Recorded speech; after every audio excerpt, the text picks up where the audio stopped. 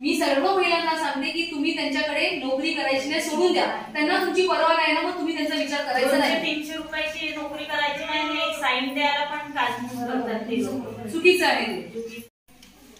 नमस्कार, मी अभिलाषा वर्तक आणि मला सर्वांना एक रिक्वेस्ट करायचं, एक विनंती करायचंय की वेगवेगळ्या टायमात म्हणजे राज्य सरकारकडनं वेगवेगळ्या स्कीम्स येतात, केंद्र सरकारकडनं वेगवेगळ्या योजना येतात आणि त्या योजना ज्या आहेत, आत्ताच्या ज्या योजना आहेत त्या घरकाम करणाऱ्या महिलांसाठी आहेत की घरकाम करणाऱ्या महिलांनी हा जो फॉर्म आहे माझ्या हातात, हा फॉर्म भरायचा असतो.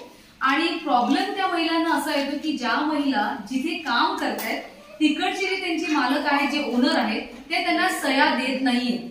तर मला आश्चर्याची गोष्ट ही वाटते की तुम्हाला घर साफ करायला एक महिला पाहिजे असते, पण तिला काही पीएफ मिळत नसतो, ग्रॅज्युएटी मिळत नसते का कोणती फॅसिलिटी मिळत नसते.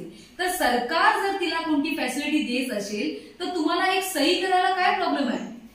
इथे एक प्रमाणपत्र आहे, त्या प्रमाणपत्रामध्ये फक्त असं लिहिलेलं आहे की ही व्यक्ती आमच्याकडे काम करते आणि आमचं हे नाव आहे आणि तुमचं नाव आणि पत्ता, इथे तुमची सही येणार आणि फोन नंबर येणार. आता मला तुम्हाला हा प्रश्न विचारतोय की तुम्ही जर का एखाद्या महिलेला सही दिली किंवा तुमचा फोन नंबर दिला तर तुमचं नुकसान कसं होणार आहे. आणि काही महिलांना असं सांगितलं जातं की नाही, आम्ही सही दिली तर आमच्या बँक अकाउंट मधले पैसे जातील. अहो, तुम्ही शिकलेले आहेत ना. जर तुम्ही एज्युकेटेड असल्यानंतर तुम्हाला हा साधा फॉर्म वाचता येत नाही, तुमच्यामुळे अनेक घरकाम करणाऱ्या ज्या महिला आहेत त्यांना ती योजना मिळत नाहीये. सो मी तुम्हाला रिक्वेस्ट करते, आमची संपूर्ण टीम तुम्हाला रिक्वेस्ट करते की प्लीज ज्या महिला तुमच्याकडे काम करतात त्यांना सिग्नेचर द्या आणि फोन नंबर द्या. अशा वेगवेगळ्या GR येत असतात, राज्य सरकारकडनं GR येत असतात, केंद्र सरकारकडनं GR येत असतात. हे कोणासाठी असतात? या घरकाम करणाऱ्या महिलांसाठी, अनेक गरजू लोकांसाठी असतात. आणि शिकलेली माणसं तुम्ही जेव्हा त्यांना सपोर्ट करत नाहीत तर त्यांना ते योजनाचे बेनिफिट नाही मिळणार. सो ट्रस्ट मी की ह्याच्यात काहीही फेक नाहीये, हे फ्रॉड नाहीये. आता काही महिला आमच्याकडे आहेत आणि त्यांना कोणता प्रॉब्लेम येतोय ना ते तुम्हाला सांगते. वनिता, मला सांगा की तुम्ही सही घ्यायला जातात किंवा ज्या महिला सही घ्यायला जातात तर तुम्हाला सह्या मिळतात का? नाही देत.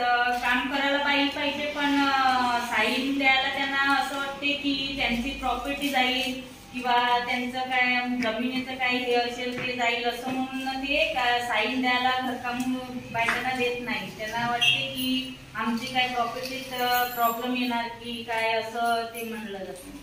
मग आता तुम्ही बघताय की कितीतरी जणांना अजून किती जणांना असं माहितीये का, म्हणजे एक गेली ना दुसरी येते ना. आता बंगाली लोक बाहेरून येऊन ते लोक करतात, त्यांना 4-4, 5-5 सुट्ट्या देतात, आम्हाला 2 सुट्ट्या द्यायला जीवावर येतात. बघा, ही लढाई पोटाची आहे. आणि जर का घरकाम करणाऱ्या महिला अनेक आहेत ज्या मला फॉर्म दिल्यावर सांगतात की आम्हाला सह्या देत नाही.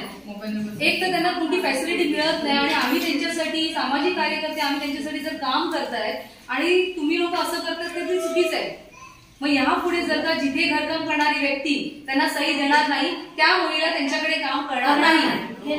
आणि हे आता नोट डाऊन करा की जी माणसं, जे ओनर या घरकाम करणाऱ्या महिलांकडे सही देणार नाही, मी सर्व महिलांना सांगते की तुम्ही त्यांच्याकडे नोकरी करायची नाही, सोडून द्या. त्यांना तुमची पर्वा नाही ना, मग तुम्ही त्यांचा विचार करायचा नाही. 300 रुपयाची नोकरी करायची नाही आणि एक साईन द्यायला पण काजमूस करतात ते लोक. चुकीचं आहे. तर तुम्ही सर्वांना मी परत विनंती करते, हे नाही घडलं पाहिजे, नाहीतर मग आमच्या महिला तुमच्या कामाला नाही.